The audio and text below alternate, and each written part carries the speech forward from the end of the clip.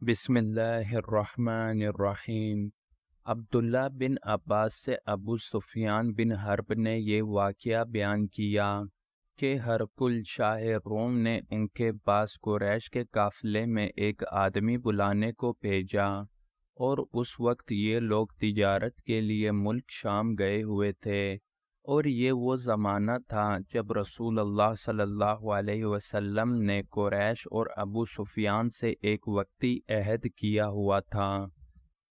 جب ابو سفیان اور دوسرے لوگ ہرقل کے پاس ایلیا پہنچے جہاں ہرقل نے دربار طلب کیا تھا، اس کے گرد روم کے بڑے بڑے لوگ، علماء، وزراء، امراء بیٹھے ہوئے تھے۔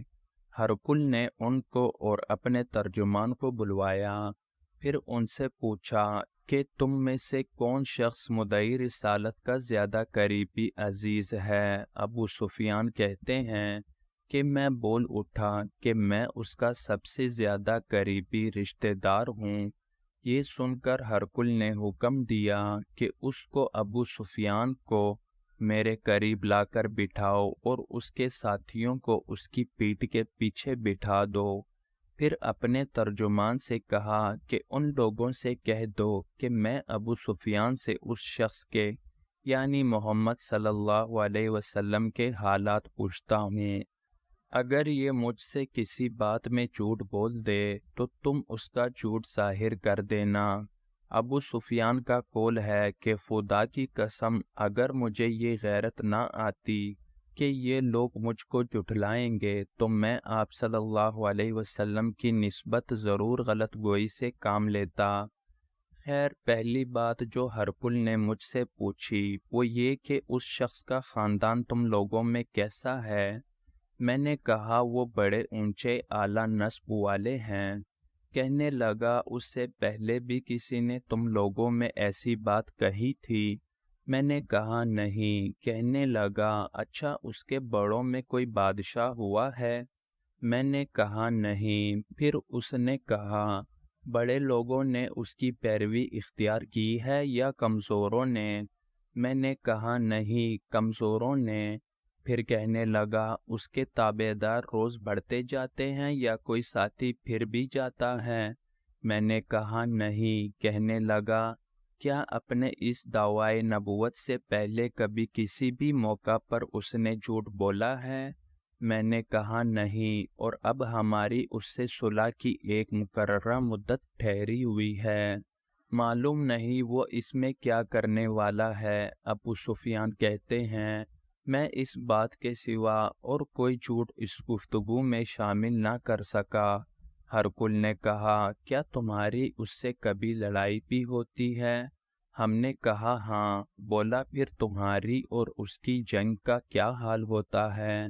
میں نے کہا لڑائی ڈول کی طرح ہے، کبھی وہ ہم سے میدان جنگ جیت لیتے ہیں اور کبھی ہم ان سے جیت لیتے ہیں۔ ہرقل نے پوچھا وہ تمہیں کس بات کا حکم دیتا ہے؟ میں نے کہا وہ کہتا ہے کہ صرف ایک اللہ ہی کی عبادت کرو، اس کا کسی کو شریک نہ بناؤ، اور اپنے باپ دادا کی شرک کی باتیں چھوڑ دو، اور ہمیں نماز پڑھنے، سچ بولنے، پرہیزگاری اور صلح رحمی کا حکم دیتا ہے۔ یہ سب سن کر پھر ہرقل نے اپنے ترجمان سے کہا کہ ابو سفیان سے کہہ دے کہ میں نے تم سے اس کا نسب پوچھا تو تم نے کہا کہ وہ ہم میں اعلیٰ نسب ہیں، اور پیغمبر اپنی قوم میں اعلیٰ نسب ہی بھیجے جایا کرتے ہیں۔ میں نے تم سے پوچھا کہ دعویٰ نبوت کی یہ بات تمہارے اندر اس سے پہلے کسی اور نے بھی کہی تھی؟ تو تم نے جواب دیا کہ نہیں۔ تب میں نے اپنے دل میں کہا کہ اگر یہ بات اس سے پہلے کسی نے کہی ہوتی تو میں سمجھتا کہ اس شخص نے بھی اسی بات کی تقلید کی ہے جو پہلے کہی جا چکی ہے۔ میں نے تم سے پوچھا کہ اس کے بڑوں میں کوئی بادشاہ بھی گزرا ہے؟ تم نے کہا کہ نہیں۔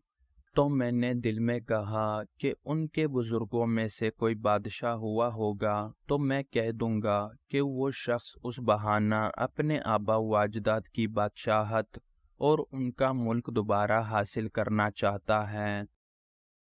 اور میں نے تم سے پوچھا کہ اس بات کے کہنے یعنی پیغمبری کا دعویٰ کرنے سے پہلے تم نے کبھی اس کو دروغ گوئی کا الزام لگایا ہے؟ تم نے کہا کہ نہیں، تو میں نے سمجھ لیا کہ جو شخص آدمیوں کے ساتھ دروغ گوئی سے بچے وہ اللہ کے بارے میں کیسے جھوٹی بات کہہ سکتا ہے؟ اور میں نے تم سے پوچھا کہ بڑے لوگ اس کے پیرو ہوتے ہیں یا کمزور آدمی؟ تم نے کہا کمزوروں نے اس کی اتباع کی ہے، تو دراصل یہی لوگ پیغمبروں کے متبعین ہوتے ہیں۔ اور میں نے تم سے پوچھا کہ اس کے ساتھی بڑھ رہے ہیں یا کم ہو رہے ہیں؟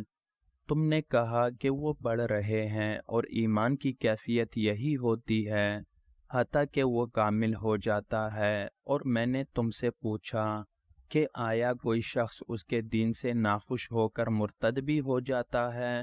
تم نے کہا نہیں، تو ایمان کی خاصیت بھی یہی ہے۔ جن کے دلوں میں اس کی مسرت رچ بس جائے وہ اس سے لوٹا نہیں کرتے۔ اور میں نے تم سے پوچھا کہ آیا وہ کبھی عہد شکنی کرتے ہیں؟ تم نے کہا نہیں، پیغمبروں کا یہی حال ہوتا ہے، وہ عہد کی خلاف ورزی نہیں کرتے۔ اور میں نے تم سے کہا کہ وہ تم سے کس چیز کے لیے کہتے ہیں؟ تم نے کہا کہ وہ ہمیں حکم دیتے ہیں کہ اللہ کی عبادت کرو، اس کے ساتھ کسی کو شریک نہ ٹھہراؤ، اور تمہیں بتوں کی پرستش سے روکتے ہیں، سچ بولنے اور پرہیزگاری کا حکم دیتے ہیں۔ لہٰذا اگر یہ باتیں جو تم کہہ رہے ہو سچ ہیں تو عنقریب وہ اس جگہ کا مالک ہو جائے گا کہ جہاں میرے یہ دونوں پاؤں ہیں۔ مجھے معلوم تھا کہ وہ پیغمبر آنے والا ہے، مگر مجھے یہ معلوم نہیں تھا کہ وہ تمہارے اندر ہوگا۔ اگر میں جانتا کہ اس تک پہنچ سکوں گا تو اس سے ملنے کے لیے ہر تکلیف گوارا کرتا۔ اگر میں اس کے پاس ہوتا تو اس کے پاؤں دھوتا۔